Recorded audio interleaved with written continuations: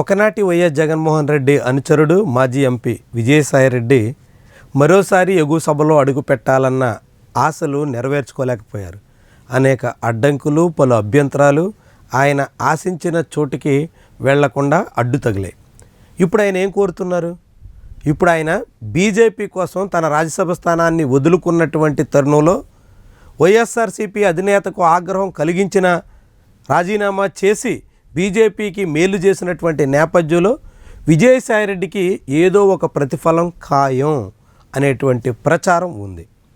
విజయసాయిరెడ్డి వీలైనంత త్వరగా కాషాయ కండువా కప్పేసుకుని బీజేపీ గూట్లో తమిళనాడు లాంటి రాష్ట్రాలకి ఇన్ఛార్జిగా నియమితులయ్యే అవకాశం ఉంది అనేటువంటి ప్రచారం సాగుతోంది. వాస్తవానికి తమిళనాడులో చాలా కాలం పాటు విజయసాయిరెడ్డి నివసించారు. నెల్లూరు జిల్లా వాసిగా చెన్నైలో తన ఆడిటింగ్ వ్యవహారాల కార్యకలాపాలన్నీ చెన్నైలోనే ఆరంభించినటువంటి తరుణంలో ఆయనకి తమిళ భాషలో మంచి పట్టు ఉంది. తద్వారా ఆయన తమిళనాడు బీజేపీ ఇన్ఛార్జిగా చక్రం తిప్పే అవకాశం లేకపోలేదు అనేటువంటి వాదన మొదలైంది. తమిళనాడులో వచ్చే ఏడాది అసెంబ్లీ ఎన్నికలు జరగబోతున్నటువంటి తరుణంలో విజయసాయిరెడ్డి క్రియాశీలకంగా మారేందుకు అవకాశం ఉంది అంటూ కొందరు భావిస్తున్నారు. కానీ సాయిరెడ్డి భిన్నమైన ఆలోచనతో ఉన్నారు.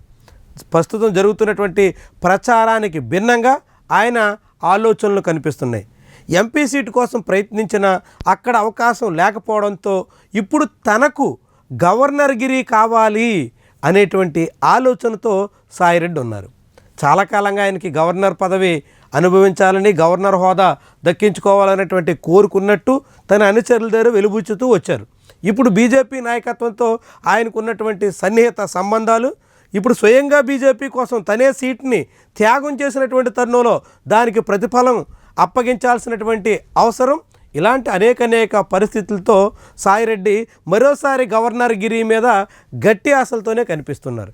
ఇటీవల మీడియా ముందు కూడా మీరు పలానా రాష్ట్రానికి ఇన్ఛార్జ్ అనో మళ్ళీ ఎంపీ అనో ఏదో రాసుకోండి, అదంతా మీ ఇష్టం, కానీ జరిగేది వేరు అన్నట్టుగా ఆయన సంకేతాలు ఇచ్చారు. తద్వారా ఆయన గవర్నర్ పోస్ట్ మీద పెద్దగా ఆశలు పెట్టుకుని ప్రయత్నాలు చేస్తున్నారు అనేటువంటి అంచనాకి వచ్చేందుకు ఆస్కారం ఇచ్చారు. అయితే మరి బీజేపీ నాయకత్వం ఆయనకి అలాంటి అవకాశం ఇస్తుందా?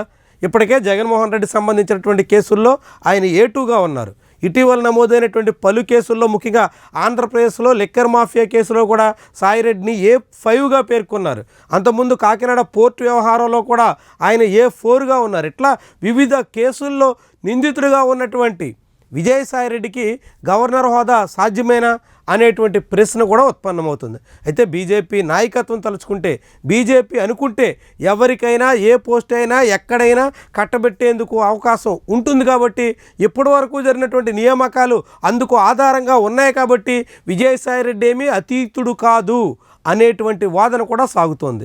మరి నిజంగానే సాయిరెడ్డి ఆశిస్తున్నట్టు, ఆయన అనుచరులు కోరుకుంటున్నట్టు బీజేపీ నాయకత్వం కనికరిస్తుందా? గవర్నర్ పోస్టు అప్పగిస్తుందా? గవర్నర్ హోదాలో విజయసాయిరెడ్డి తాను అనుకున్నటువంటి రీతిలో వ్యవహారం నడపగలరా? ఇలాంటి ప్రశ్నలు ఇప్పుడు ఉదయిస్తున్నాయి. వీటన్నిటికీ త్వరలోనే పూర్తి స్థాయిలో సమాధానం దొరకబోతోంది.